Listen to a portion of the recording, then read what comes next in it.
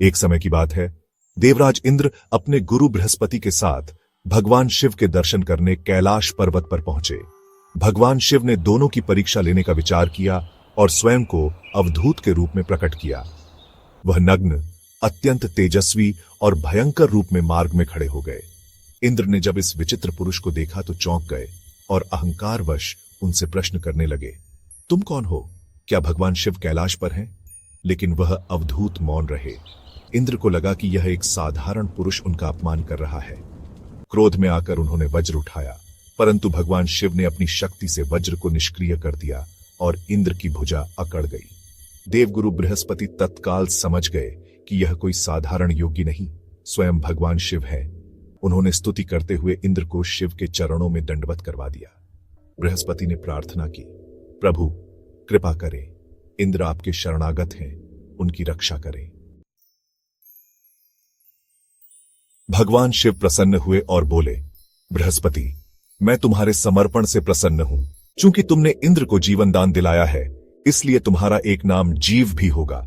लेकिन मेरे तीसरे नेत्र से प्रकट हुआ यह अग्नि तेज देवताओं के लिए सहन करना कठिन है। इसे मैं समुद्र में छोड़ता हूं। भगवान शिव ने अपने तेज को समुद्र में फेंक दिया, जिससे एक महाशक्तिशाली बालक उत्पन्न हुआ। उसे सिंधुपुत्र जलंधर कहा गया, जो आगे चलकर महापराक्रमी असुरराज बना। जलंधर की शक्ति इतनी महान थी कि वह देवताओं को भी पराजित करने में सक्षम था। उसने असुरों का नेतृत्व किया और देवलोक पर आक्रमण कर दिया। माता लक्ष्मी ने उसे समुद्र से उत्पन्न होने के कारण भाई स्वीकार कर लिया, जिससे वह उन्हें प्राप्त करने में असफल रहा। इसके बाद जलंधर ने माता पार्वती को पाने की लालसा से कैलाश पर आक्रमण किया। वह भगवान शिव का रूप धारण कर पार्वती के पास पहुंचा, लेकिन देवी ने अपने योग बल से उसे पहचान लिया और अंतर्धान हो गईं। जलंधर की पत्नी वृंदा अत्यंत पतिव्रता स्त्री थी। उनके पतिव्रत धर्म के कारण जलंधर अजेय बना हुआ था। कोई भी उसे पराजित नहीं कर सकता था। भगवान विष्णु ने जलंधर के अंत के लिए एक योजना बनाई। उन्होंने एक रस्सी का वेश धारण कर वृंदा के सामने प्रकट हुए। जब वह वन में अकेली थी, उनके साथ दो मायावी राक्षस भी थे, जिन्हें देखकर वृंदा भयभीत हो गई। ऋषिरूप भगवान ने उन राक्षसों को तत्काल भस्म कर दिया। उनकी शक्ति देखकर वृंदा ने अपने पति के विषय में पूछा। भगवान ने अपनी माया से दो वानर उत्पन्न किए, जिनमें से एक के हाथ में जलंधर का सिर और दूसरे के हाथ में उसका धड़ था। अपने पति की यह दशा देखकर वृंदा मूर्छित हो गई।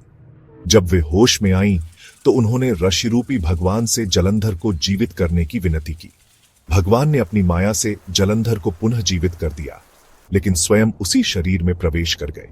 वृंदा को इस छल का आभास नहीं हुआ और वह भगवान को ही जलंधर समझकर पत्नी का धर्म निभाने लगी। इसके कारण वृंदा का सतीत्व भंग हो गया, जिससे जलंधर की अपार शक्ति समाप्त हो गई और भगवान शिव ने युद्ध में उसका वध कर दिया। जब वृंदा को इस छल का पता चला, तो उन्होंने क्रोधित होकर भगवान विष्णु को श्राप दिया कि वे शिला बन जाएं। इसके बाद वृंदा ने सती होकर अपने प्राण त्याग दिए। जहां वृंदा की चिता जली, वहां तुलसी का पौधा प्रकट हुआ। भगवान विष्णु ने तुलसी से कहा, हे वृंदा, तुम अपने सतीत्व के कारण मुझे लक्ष्मी से भी अधिक प्रिय हो। अब से तुम तुलसी के रूप में सदा मेरे साथ रहोगी। जो व्यक्ति शालिग्राम के साथ तुलसी का विवाह करता है, उसे इस लोक और परलोक में महान पुण्य प्राप्त होता है। जिस घर में तुलसी का पौधा होता है, वहां असमय यमदूत प्रवेश नहीं कर सकते।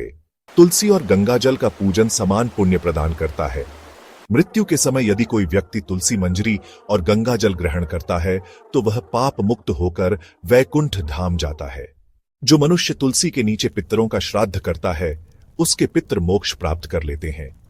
जिस स्थान पर जलंधर का राज्य था, वह आज भी जलंधर के नाम से प्रसिद्ध है। वहां सती वृंदा का मंदिर स्थित है, जहां लोग आज भी श्रद्धा से पूजा करते हैं। कहते हैं, इस स्थान पर एक गुफा थी जो सीधे हरिद्वार तक जाती थी। इस कथा से हमें यह शिक्षा मिलती है कि अहंकार, चाहे वह इंद्र का हो या जलंधर का, अंततः नष्ट होता है। भगवान की माया अचिंत्य और अपार है। साथ ही सती वृंदा का त्याग और पतिव्रत धर्म इतना महान था कि स्वयं भगवान विष्णु भी उनकी भक्ति के आगे नतमस्तक हो गए। तुलसी के रूप में वृंदा सदा के लिए अमर हो गई और भगवान विष्णु के साथ रहने का वरदान प्राप्त किया। अगर आपको ये वीडियो पसंद आया हो तो इसे लाइक करें और हमारे चैनल को सब्सक्राइब करना न भूलें। नई अपडेट्स के लिए बेल आइकन भी जरूर दबाएं।